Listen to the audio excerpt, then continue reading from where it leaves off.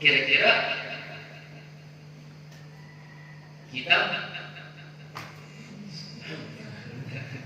suaranya jadi cepreng.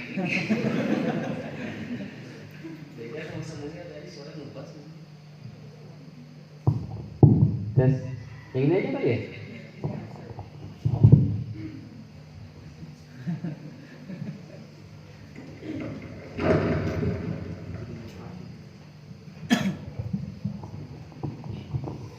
Kalau ada pertanyaan, kira-kira apa sih hal pertama yang perlu kita pelajari dari Al-Quran?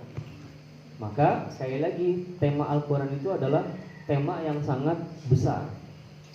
Al-Quran dari sisi maknawinya, Al-Quran dari sisi hukum-hukum syar'inya, Al-Quran dari sisi sejarahnya, dan sekarang kita di mana? Al-Quran dari sisi keasliannya.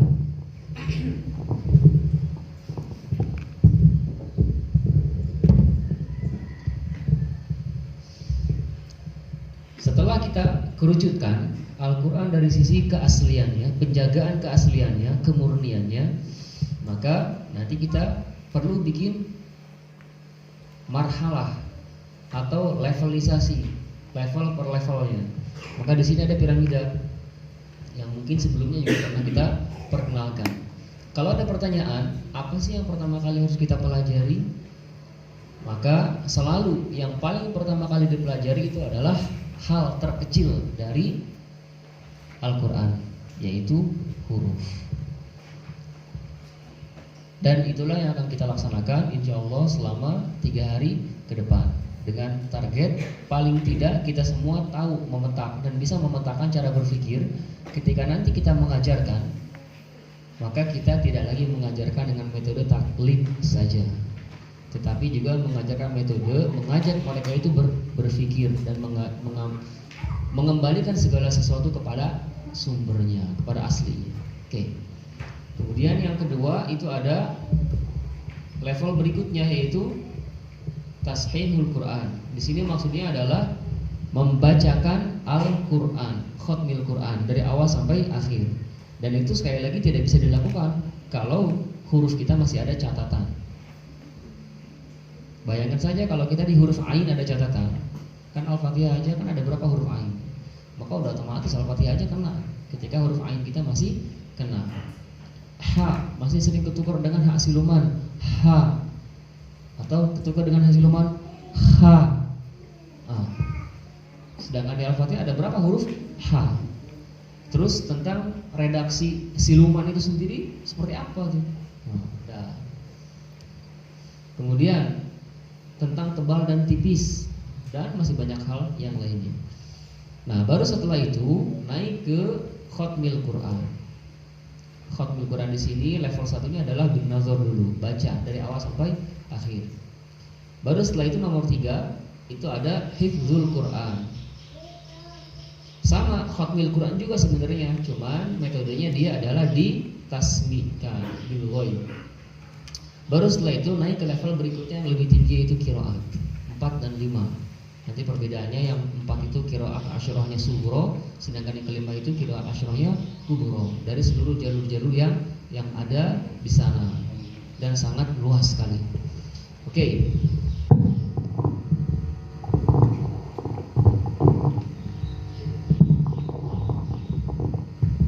Baik. Sekarang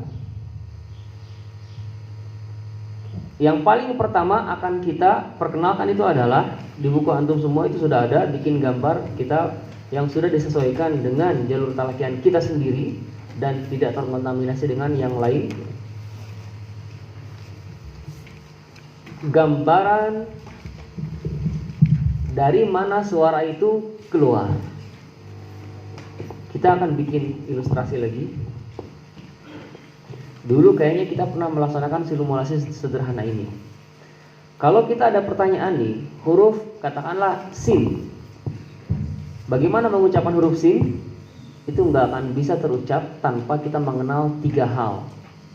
Bagaimana kita mengucapkan huruf kho? Nggak akan bisa terucap sempurna tanpa 3 hal ini. Benar, mungkin benar, sempurna enggak. Gimana ngucapin huruf ro? Apakah ir atau il? Tidak akan bisa sempurna tanpa kita mengenal yang tiga ini. Kapan huruf lam menjadi al? Kapan menjadi o? Sama juga. Dan kiaskan ke semua huruf-huruf itu tidak akan bisa sempurna pengucapannya. Ingat loh, sempurna, bukan salah, tapi sempurna. Kita tidak berbicara benar dan salah. Kenapa? Karena benar dan salah ini, anak yakin antum semua tahu. Huruf yang kayak mangkok itu huruf apa?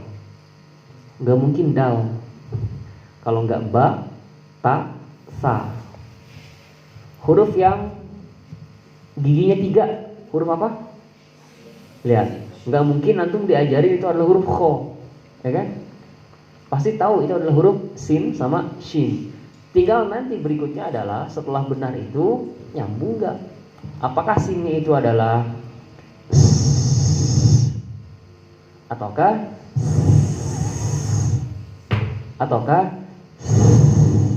nah tuh yang mana? Satu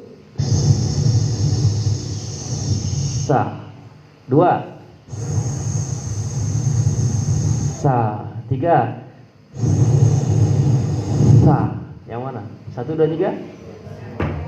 2 itu perasaan atau memang begitu? 1 perasaan atau memang begitu? 3 perasaan atau memang begitu? Fathah itu yang mana? 1 a, 2 a, 3 a. Yang mana fathah itu? 1, 2, atau 3? Antum pernah belajar tadi kan? Iya, so fathah itu yang mana yang sempurna? Yang sempurna 1, 2, apa 3? Kita absen. Itu kan beda-beda kan? So kita absen. Enggak bisa ulang. Makanya perhatiin. Cung yang 1. Oke, enggak ada. Ada 1, 2. Oke. Cung yang 2. A. 1, 2, 3, 4, 5, 6. Dah. Cung yang 3. A. Mana cung dong? Kita mau hitung dulu nih. 1, 2, 3, 4, 5, 6. Dah. Cung yang enggak cung. Gimana Ustaz? Beda-beda Ustaz. Oke, nah ini juga hal-hal yang taklid itu rapuh. Ulangi, ketika kita mendengar informasi dari seorang guru, fathah itu adalah yang ini loh, tanpa disertai analisa, maka itu sangat rapuh. Itu statusnya adalah katanya. Tapi nanti dengan ketika disertai analisa, maka dia berubah menjadi memang begitu. Pengen tahu nggak perbedaan antara katanya dengan memang begitu? Oke, sederhananya gini. Teori katanya dan memang begitu, dia bisa masuk di semua sektor. Di sektor tahsinul Quran bisa, bahkan di sektor tahfizul Quran juga bisa. Kita coba masuk dulu di sektor tahsinul Quran. Kita punya waktu sesi pertama ini selalu kita untuk perkenalan. Belum dulu masuk ke materi, karena masuk materi itu mudah sekali. Tapi membangun cara berpikir itulah yang mantap. Itulah yang mungkin bisa merubah status dunia tentang cara berpikir.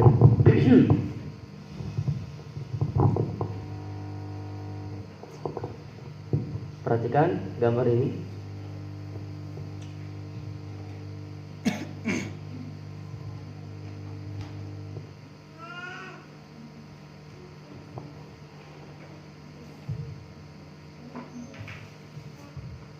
Satu, 2. Ini warna kita ganti jadi warna merah. Oke.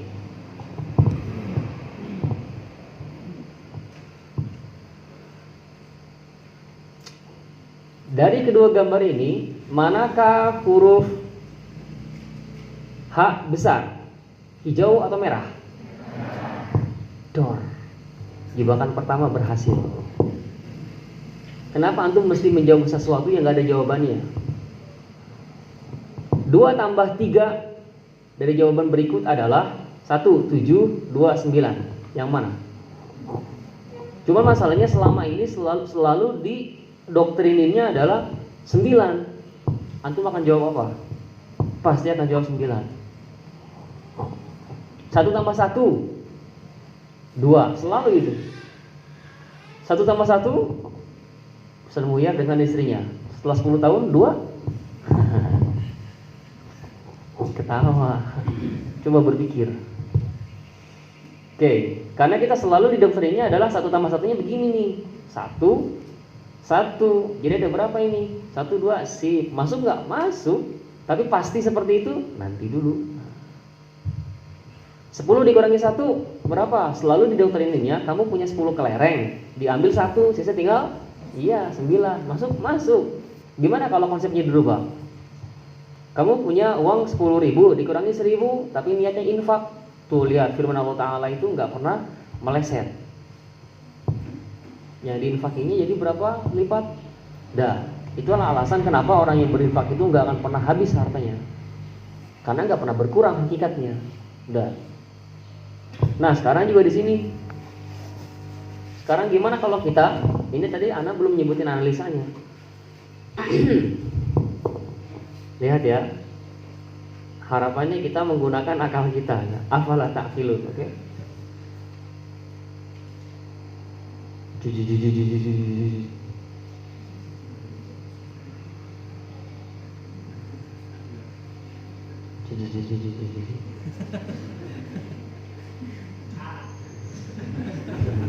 Belum ini. Sekarang Anda bilang ternyata hak yang lebih besar itu adalah yang hijau. Cung, antum yang menyalahkan. Apapun yang antum lihat di depan ini bungkus bawa pulang. Tapi setelah nanti munakasyah ya. Cung, hak yang lebih besar itu adalah yang hijau. Itu adalah salah. Cung. Iya, kan tadi antum bilang yang ini, yang besar itu. Ayo, Cung. Diem semua. Ayo. Ternyata maksudnya mulai akal kita mulai berpikir. Kenapa? Ya entah kenapa, karena kita dokternya seperti itu hak besar, hak kecil. Coba kalau gini, ganti lagi sekarang. Perhatikan antara kedua gambar tadi, gambar ini ya, yang hijau sama yang merah ya. Perhatikan sekarang ke bunyinya. Perhatikan ke bunyinya. Manakah huruf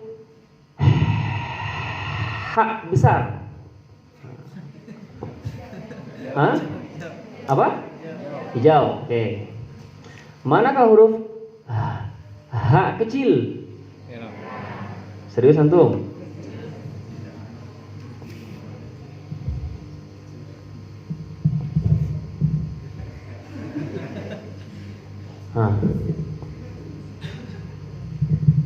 Manakah huruf hak kecil? Manakah huruf hak besar? Manakah huruf hak? Nah, itu kenanya. Paham nggak maksudnya? Jadi karena bunyinya yang nggak jelas sehingga muncullah banyak riak-riak di bawah. Mana yang huruf H? Tuh, hancur kan langsung. Sekarang manakah huruf H? Seragam. Manakah huruf H? Mana huruf H? Mana huruf H? Hancur kan? Berantakan. Karena nggak jelas sebenarnya. Justru ketika kita bilang seperti ini nih, misalkan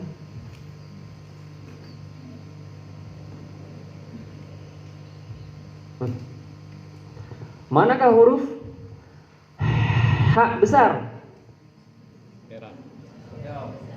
Lihat. Beberapa saking kuatnya doktrin masa lalu masih sulit dia fokusnya masih ke sana, besar dan kecil deh. Ulangi. Manakah huruf hak kecil? Manakah huruf hak besar? Alhamdulillah, udah selamat. Terselamatkan dengan 5 menit ini. Itu tentang tentang cara berpikir. Nah sekarang poinnya bukan di besar kecil atau bukan di siluman tersebut, teori itu. Poinnya adalah bagaimana tuntok, bagaimana diucapkan. Kalau bunyinya jelas, maka insya Allah siluman itu tidak akan muncul. Tapi kalau bunyinya samar, sangat mungkin muncul. Nah, oke, sekarang bagaimana untuk mengenali sebuah huruf itu asli atau tidak? Maka dia tidak akan lepas dari 3 hal berikut ini. 1, ma. Apa? Ma. Oke. 2, si. Apa? Si. 3, teti. Apa? Si. Ma, si, teti. Nah, itulah rukun huruf yang sempurna. Hilang salah satu dari ketiga rukun ini, kita jabarkan. 1, ma. 2, si. 3, teti. Maka huruf itu mungkin hanya benar saja, namun tidak akan sampai. Oke, apa yang dimaksud dengan ma? Ma, kembalikan setiap huruf itu ke makhrajnya.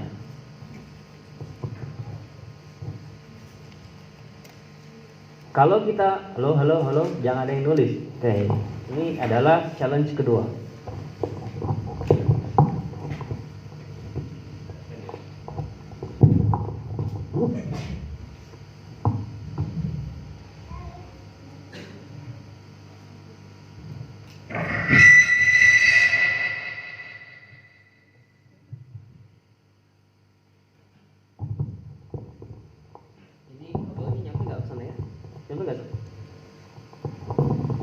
Soalnya biar nggak duduk di singgah sana terus.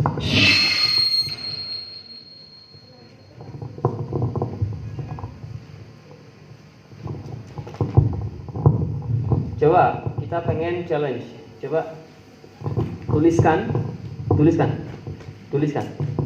Siapa nama? Ian.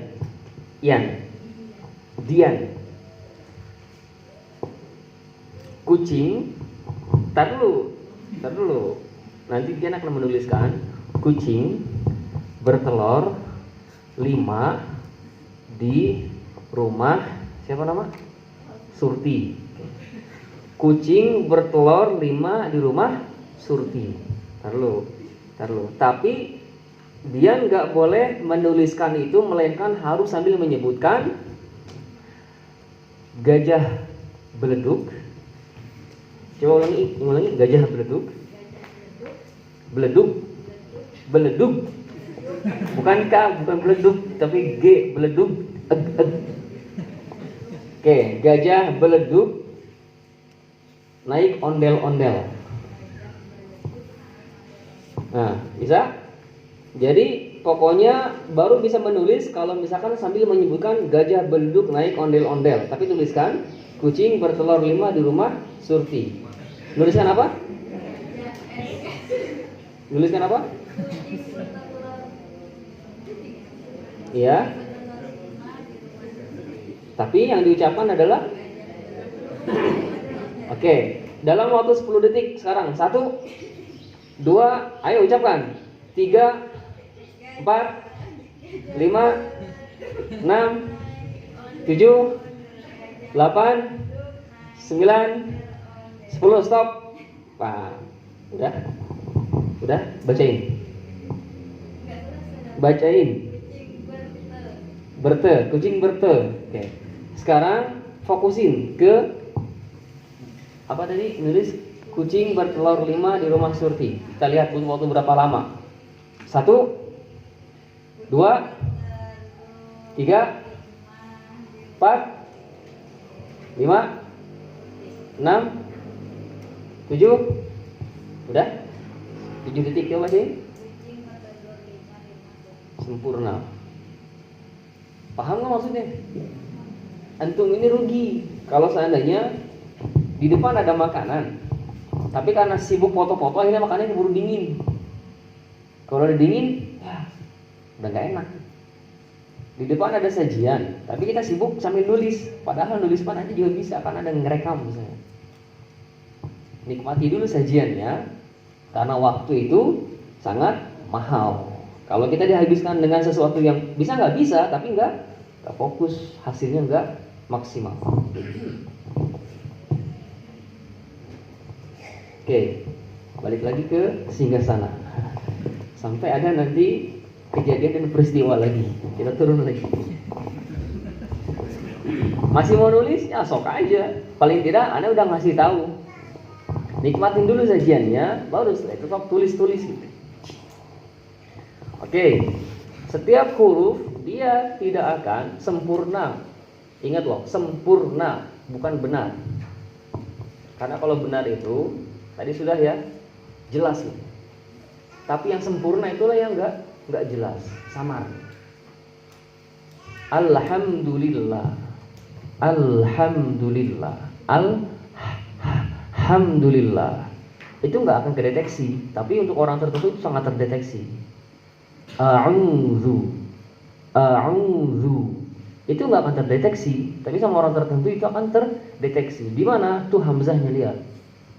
Sejak kapan hamzah tebal? Hamzah menjadi tebal. Si. Hanya masalah itu doang? Bukan hanya masalah itu doang. Masalahnya nggak gitu dibacanya. Oke. Nah, sekarang yang paling pertama adalah makhraj. Untuk makhraj ini, maka nanti di sana ada ilmu khusus berupa matan yang menjadi kiblat timur dan barat permasalahan ini, yaitu matan al-muqaddimah atau dikenal juga matan al-jazariyah. Dan untuk matan jazariyah sudah kita sertakan di kitab tersebut, sehingga nanti untuk pendalaman bisa kembali ke sana. Dan nanti pun sambil kita belajar, insya Allah nanti sambil kaji matan tersebut. Oke. Sehingga sama rata kita dalam menyelaraskan ilmu diroyat. Karena nanti bunyi itu ada saatnya dia disandarkan kepada teori, namun ada saatnya teorilah yang disandarkan kepada bunyi. Contoh, ketika kita mengucapkan huruf sin, karena bunyi yang macam-macam, maka saat itu lihatlah teori. Misalkan satu bunyi 2, 3, sandarkan kepada teori. Ternyata ketika ada teori yang kuat dan kokoh dan seluruh dunia mengakuinya, insya Allah itu tidak akan lagi terjadi. Maksudnya perbedaan-perbedaan yang tidak berdasar. Oke. Setelah makhraj dikuasai, maka tantangan berikutnya oleh seorang pelajar atau bahkan guru Al-Quran adalah, ya, indah sekarang kan, fokus semuanya ke sini. Inilah metode para sahabat ketika belajar. Tidak disibukkan dengan menulis, bahkan metode Rasulullah SAW ketika ditalkinkan Al-Quran, yaitu la tuharrik bihi lisanaka lita'jala bi inna alaina jam'ahu wa qur'ana fa idza qara'nahu fattabi' qur'ana. Kalau kita aplikasikan ayat tersebut, itu ayat tersebut adalah berbicara tentang, gambarannya ada di dalam sebuah hadis yang diriwayatkan oleh Ibnu Abbas dalam Sahih Al-Bukhari, kitab Budu'il Wahyi, hadis kelima. Kana Rasulullah sallallahu alaihi wasallam yu'aridu minat tanzili syiddatan, atau yu'aliju minat tanzili syiddatan. Jadi Rasulullah sallallahu alaihi wasallam itu ketika talaki Al-Qur'an itu mengalami syiddatan, kepayahan, berat. Wa kana mimma harrama syafataihi. Terkadang Rasul itu menggerakkan syafataihi, bibir-bibirnya, sebelum Al-Quran itu selesai diturunkan. Fa'ana Ibnu Abbas mengatakan waharrikuhuma kama kana Rasulullah sallallahu alaihi wasallam yuharrikuhuma. Aku pun seperti ini menggerak-gerakkan bibirku ketika talaki Al-Quran, sebagaimana dulu juga Rasul seperti itu menggerak-gerakkan bibir. Di sana ada sisi manusiawi Nabi Muhammad sallallahu alaihi wasallam, yaitu khawatir ada yang lupa. Makanya nanti dijawab lagi di ayat yang lain, sanuqri'uka fala tansa. Metode hafalan Rasul ini, menghafalnya Rasul itu adalah metode yang fala tansa, tidak akan membuatnya terlupa. Oke, sangat kuat sekali maksudnya. Walaupun nanti ada pernah Rasul lupa, diingatkan oleh Abdullah bin Mas'ud di dalam sholat. Kisah yang tersendiri. Di sana ada pelajaran tentang tentang lupa itu ada dua macam. Gimana nanti nyambungnya ke bagaimana seorang penghafal Quran yang lupa. Maka nanti ada tinjauan tersendiri. Terus setelah itu turunlah ayat la tuharrik bihi lisanaka lita'jala bihi. Jangan engkau menggerak-gerakkan bibirmu sebelum selesai min qabli ayyuqda ilaika wahyu. Sebelum Al-Qur'an itu selesai disampaikan kepadamu. Oke, wa qul rabbi zidni ilma. Justru katakanlah rabbi zidni ilma. Dan setelah itu inna alaina jam'ahu wa qur'ana. Datang jaminan dari Allah Ta'ala. Inna alaina jam'ahu laka fi sadrika wa qur'anahu, dan bacaannya juga. Oke, jadi Al-Qur'annya dikumpulkan di dalam dada Rasulullah SAW. Bagaimana metodenya? Ada di surat Asy-Syu'ara. Wa innahu latanzilu rabbil alamin. Nazzala bihi ruhal amin. Atau riwayat yang biasa kita baca, Nazzala bihi ruhul amin ala qalbika litakuna minal munzirin. Diturunkannya langsung ke dalam, ditancapkan ke dalam dada, ala qalbika litakuna minal munzirin bilisanin arabiyyin mubin, dengan lisan Arab yang fasih. Jadi dikumpulkan langsung dimasukin ke dalam dada, ditancapkan ke dalam dada Rasulullah SAW. Langsung ke dada. Kalau kita mau proses ke dada ini dahsyat banget kan. Dari mulut dulu gitu, dari bibir diulang-ulang dulu kan. Setelah diulang-ulang disimpan di memori, terus setelah itu masuk ke dalam rongga, ke dada maksudnya. Atau bahkan nggak banyak dari kita yang ketika menghafal itu cuma di lisan doang, tidak sampai ke al-jauf, tidak sampai ke dalam rongga dada. Oke. Terus inna alaina jam'ahu wa qur'ana fa idza qara'nahu fattabi' qur'ana fa idza qara'nahu fastami' ila qur'anihi ila qira'atihi. Apabila diturunkan maka dengarkan kebacaannya. Apa misalkan di sini ini apa namanya tadabburannya. Kalau lagi belajar nikmati dulu sajiannya. Nanti kita bagian yang tanggung jawab, mereka paham atau tidak. Nanti materi yang tadi itu dong, ya stop aja, di save aja. Terus apa lagi? Tsumma inna alaina bayana. Kemudian kamilah yang bertanggung jawab juga untuk membuat Rasulullah SAW itu paham dengan sempurna. Bayana, penjelasannya. Oke. Dan setelah itu Ibnu Abbas menceritakan, setelah itu Rasulullah SAW menyebutkan selalu diam ketika wahyu turun sampai selesai. Ketika selesai, barulah Rasul keluar mengajarkan orang-orang. Oke, ini metode para sahabat juga dipakai. Jadi ketika belajar dinikmati sajiannya, baru setelah itu diperintahkan kepada tim penulis Al-Quran untuk tuliskan. Oke, itu gambaran pertama tentang optimalisasi. Setelah makhraj kita pegang, sumber suara kita pegang. Sebelum kita lanjut, kita pengen aplikasikan. Perhatikan bunyi berikut ini. Dan ini sudah sering kita contohkan. Oke? Perhatikan bunyi berikut ini. Perhatiin ya.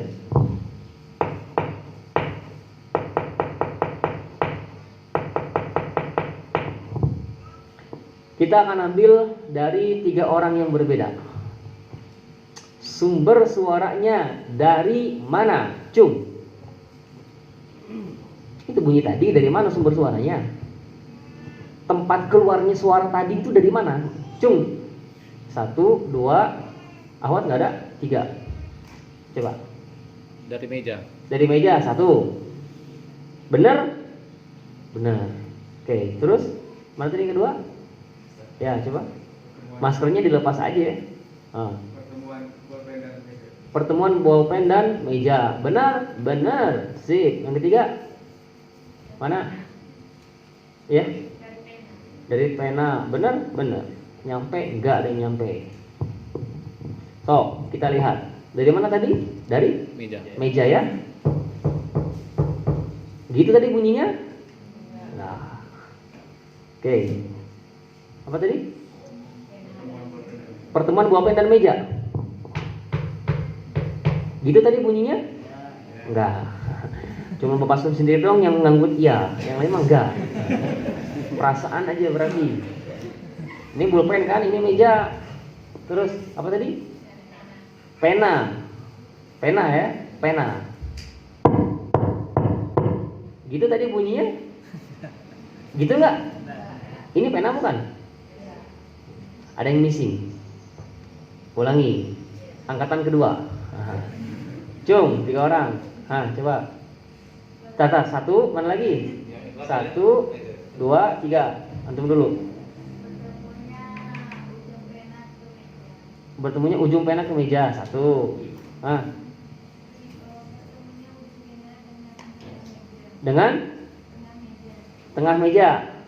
Oke, 2. Sama dengan yang kedua, bertemunya ujung pena dengan tengah meja. Bertemunya ujung pena dengan tengah meja. Lihat, benar? Benar. Kecuali kalau antum bilang bertemunya sejadah dengan lampu. Itu baru salah. Tapi sekarang kita bertanggung jawabkan, benernya antum itu nyampe atau enggak? Tadi pertama siapa? Apa tadi? Ujung pena dengan meja.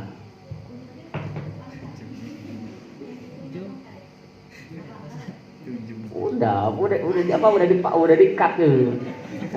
Sesinya udah habis. Ujung pena dengan meja. Gitu tadi bunyinya? Enggak. Oh tadi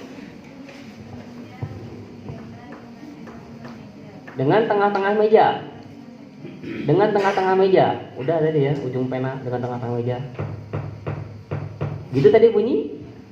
Perhatikan, bunyi tadi gimana? Bunyi tadi adalah gini.